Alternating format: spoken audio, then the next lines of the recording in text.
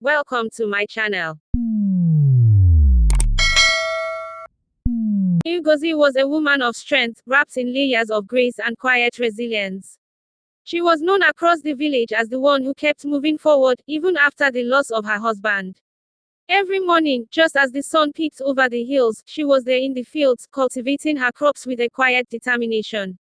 Back home, the walls of her small mud brick house held memories and whispers of a love lost. The scent of fresh herbs filled the air as Ngozi went about her morning routine. Though the house was modest, it was her sanctuary, where every corner carried a memory of her late husband. As she walked through the village market, the sounds of chatter, laughter, and the occasional bargaining filled the air. Ngozi greeted each vendor warmly, exchanging a few friendly words with familiar faces. Her basket began to fill with fresh vegetables, herbs, and grains for her evening meal. Back at home that evening, as she prepared a simple meal, memories of her husband surfaced. She remembered his laughter, his comforting presence, and how they had dreamed of building a future together. A single tear rolled down her cheek, but she quickly wiped it away, her spirit as strong as ever. That evening, a neighbor came to visit, bringing fresh cassava as a gift. The two women sat together, sharing stories and laughter. Ngozi's home was often a gathering place for friends and neighbors who found comfort in her presence.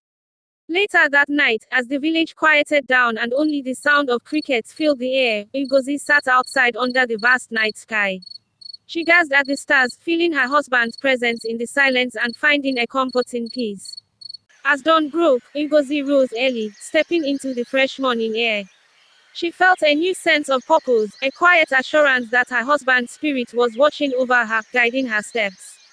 Today was a new day, and Ngozi was ready to embrace it with open.